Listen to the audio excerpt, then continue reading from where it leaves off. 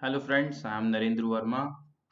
Today I am here with you to start the very first chapter of Accountancy Class 12 CBSE Syllabus Financial Statements of Not-for-Profit Organizations.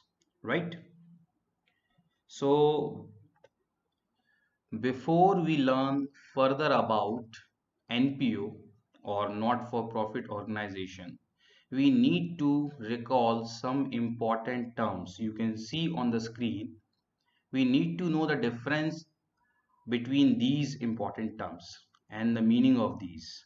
Only then we can easily solve all the numerical problems related to not-for-profit organization chapter, as well as you can understand theoretical concept easily. So without wasting much time, let's take for explanation capital expenditure and revenue expenditure. See, what is capital expenditure? Capital expenditure, a kind of expenditure which has been done to purchase or acquire some assets or for the improvement of existing assets, right? And these expenditure increase the earning capacity of the business. We need to remember this. And benefit of these expenditure is derived in many accounting periods, and these are non-recurring in nature. Non-recurring means these do not happen again and again. Okay, like I have mentioned here, once or hardly twice in a long run. And the examples are purchase of machinery, furniture, computers, etc. So we can see that generally it is about acquiring an asset, a fixed asset. So when we purchase a machinery, the machinery is there for many years. It is not going to get finished or turned into scrap in a single accounting period, right? It is going to benefit our business for many years. Similarly, furniture, computers, etc. So I hope you are clear about capital expenditure. Now let's talk about revenue expenditure. These are the expenditure which are done to run normal course of business operations. Means in normal course of business, what comes? Buying raw material and putting labor to convert it into finished goods. Right? These all are related, directly related to revenue. Now, the benefit of these expenditure is consumed within one accounting period. Okay, we can compare it with capital expenditure. The benefit we can derive in many accounting period, but in revenue expenditure, the benefit is derived only in single accounting period. Okay, now let's talk about another point, that is recurring in nature. Means the revenue expenditure keep on taking place in one accounting period many times. Okay, and in every accounting period you will find them frequently within a short run, like I have mentioned here. Then the examples are cost of goods sold, okay, salaries, rent, electricity expenses. You need to pay electricity expenses every month, okay, and every year you have to pay. So these all are revenue expenditure. And one more thing I have highlighted here, paid or payable. That can be paid means you have paid. For example, you have used electricity and you have paid the bill, and you have used the electricity but you have not paid the bill, but expenditure has been incurred, so that will also be counted as revenue expenditure. Now let's move on to another two terms. So capital receipts and revenue receipts. Capital receipts, what are these? Amount received or receivable. Receive means which has been received in your hand. Receivable means it has been available but hasn't been received in your hand, against transaction which are not revenue in nature. Fine. And what are revenue receipt? Revenue receipts are the amount received or receivable in the normal course of business operation. I have already explained you what are normal course of business operation. Okay, but earlier those were revenue expenditure, these are the revenue receipt. Fine. So those were for outgoing and these are for incoming. When we sell our goods or we render services, okay, or we are earning interest, rent, commission, so this all comes under revenue receipt. But in capital receipt, what comes? sale of machinery, furniture, computers, investment, etc., proceeds of loans, specific donations, etc.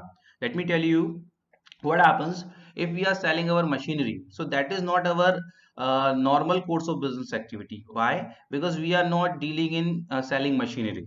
Say for example, we are dealing in selling the garments, and for that we have machinery, and now the machinery has become old and now we are selling it. So by selling it, if we are getting some money or profit, whatever amount we are receiving, the entire amount will be known as capital receipt. Same case is there with furniture, computer, investment, and sometimes we need funds in our business, then we apply for loan. So the amount of loan that we received at that point of time also, it is known as capital receipt, right? Okay, now let's move on to another term, cash basis and accrual basis. Okay, what is cash basis? A system in which transactions are recorded in the books of accounts only when cash is received or paid. Means transaction in cash has to be there, whether you have received it in your hand or you have paid it with your hands, right?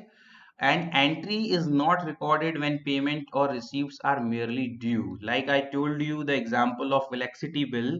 If you have paid electricity bill under this system, entry will be recorded. But you have used electricity and the payment is due on you, but you have not paid it yet. So until unless you pay it in this cash basis, we will not record entry for that. Clear? Now, revenue is recognized on receipt of cash only. So when we receive cash, only then revenue is recognized. Before that, we cannot. Expenses are recorded as incurred only when paid, like I explained you with the example. Now let's talk about accrual basis. A system in which transactions are recorded in the books of accounts when these are entered into irrespective of receipt or payment of cash. Means here the that electricity example can be repeated, that both conditions will be recorded here. We have used electricity and we have paid the bill, will be recorded. We have used the electricity but we have not paid the bill. We have received the bill, we know what amount we need to pay but we haven't paid yet. Till even then that amount will be recorded under this system. So that is what the basic difference. I hope you must be getting. Income is recognized when it is entered, whether received or not yet, but of one accounting period only. Yes, we need to remember here that received or receivable, but related to current year or one accounting period in which you are dealing.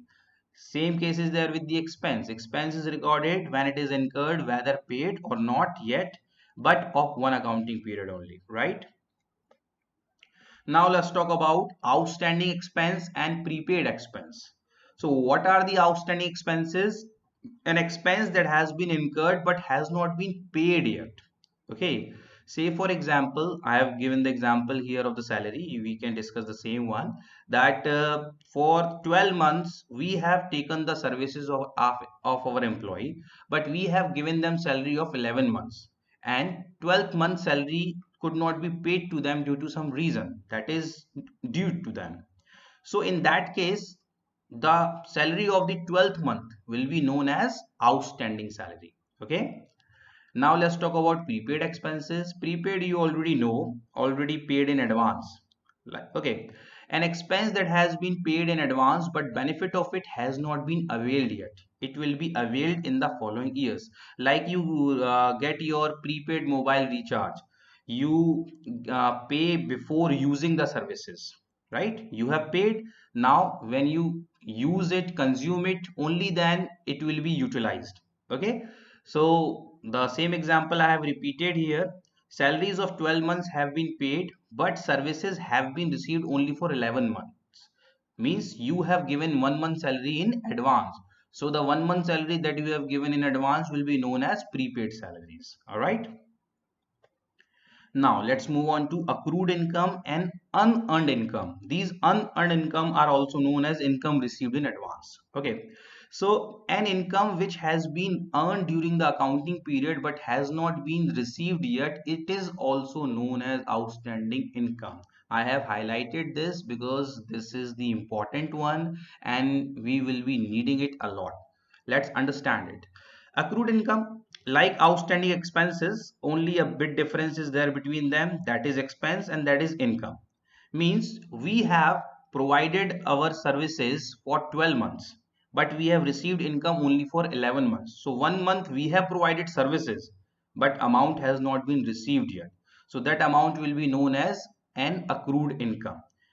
Here I have taken the example of commission. You can see very easily the 12th month commission that has not been received yet is known as accrued commission here. Now let's talk about unearned income, just opposite to that. An income that has been received in advance but services for that have not been rendered yet. These will be rendered in the following year or years, right? Means we can take the same example here as well. Commission for 12 months have been received but services have been rendered only for 11 months yet. Means we have received commission for 12 months. So 1 month commission we have received in advance. Okay, so you can compare this with prepaid expenses. Those are the expenses that we need to pay, and these are the income that we need to receive. So we have received the income for 12 months but provided services for 11 months. So 1 month in advance we have received will be known as unearned commission because we have not provided services yet. Okay, now let's talk about cash expense and non-cash expense. It is very much clear by the name itself. An expense for that sooner or later cash will be paid. Pay attention here. It includes both expenses paid and payable. Means if you have money right now, you pay them. If you do not have money right now, you pay them later, but you will have to use cash for that. Like I took the example of electricity bill. Okay, here I am including checks, drafts, etc. also in cash. Means cash has to go from your pocket or your bank account. Okay. Here the example is given related to rent paid and outstanding rent. Okay, now let's talk about non-cash expense, means in which cash will never be paid at all. It is directly reduced from the value of the concerned item. For example, depreciation charged against fixed tangible assets. So when depreciation is shown in the books of account as an expenditure, but it is a non-cash expense. The value of depreciation is deducted directly from the fixed tangible assets. No cash is paid for that. Never. Now let's talk about debit balance of cash book and credit balance of cash book. But when we say cash book, it includes both column, cash as well as bank. Okay, so still when we talk about debit balance of cash book, what does it mean? Is still cash is available in the entity in hand or at bank because cash paid could not exceed cash available. Means our payments were lesser than the cash available in the organization. But on the contrary, credit balance of cash book is cash is not available in the entity, neither in hand nor at bank because cash paid exceeded cash available. Therefore, it is known as overdraft. Means whatever cash was available that has been finished, we are in debt now. Means we had to pay like 20,000 rupees and we had only 18,000 rupees. So the overdraft will be known as 2,000 rupees. I hope I have cleared you everything about it. Now we will move on to not for profit organization meaning. You can see on your screen that NPO is an organization set up to provide specific public welfare services with no intention to earn profits. For example, sports club, public hospitals, schools, colleges, literary societies, etc. So these organizations are there only for welfare of the society. They are not doing the business like other profit earning organizations. These, however, these are the organization, they have to maintain records, they have to perform everything similar to profit earning organization, but their objective is not profit earning. Their objective is to serve the society. Okay, and every NPO has some specific purpose. Okay, here we can discuss the features of NPO. So the very first feature is legal entity. NPO is a separate legal entity promoted by individuals or enterprises. Okay, so this is the feature. It has to be legally established. It has to be registered. Form, it is set up as charitable society or trust. Okay, specific purpose, like I told you that every NPO has different services. Okay, no profit motive. They do not have profit motive. They do not earn profit. They do not distribute profit. Surplus is not distributed at all. It is added to capital fund. Management, how the things are managed there by group of individual, often called trustees or managing director, and voting is also done in that case. Funding, the funds are arranged through donations, membership fees, subscription, etc. Accounts, generally there are three parts of the financial statement in that case: receipts and payments account, income expenditure account, and balance sheet. So now we are going to learn the important question. Sometimes the question comes in the examination that what is the difference between not for profit organization and profit earning organization. Few difference we already know, but here we have categorized uh, on the basis of some points. The very first point is purpose of setup. So we know very well the NPOs are set up to provide public welfare services, whether these are education services or services related to sports or art, culture, etc. Right? And the profit earning organizations are set up to earn profit only. Okay. Funds in NPOs, the funds are raised by membership fee, donations, and surplus from operations, and these surplus are added to capital fund. Okay, and in profit earning organization, the funds are raised as capital contributed by owners, whether it is sole proprietorship. If it is sole proprietorship, single owner will invest money. Otherwise, in case of partnership, as many partners are there with their wish, they will be doing. Or in case of company, you will find capital from shareholders. Okay, now let's talk about financial statements. So financial statements in NPO are prepared: receipts and payment account, income expenditure account, and balance sheet. And in profit earning organization, trading account, profit and loss account, and balance sheet. Surplus or profit means what is the result of these. Balance of income and expenditure account is either surplus or deficit. Means if your expenses are lesser than your income, then you at the end receive surplus. And if your expenses are more than the income, then you receive, that is, deficit. Okay, that you need to compensate in future with surplus or receipt of funds from other sources. In case of profit earning organization, balance of profit and loss account is either net profit or net loss. We have already learned that in 11th standard.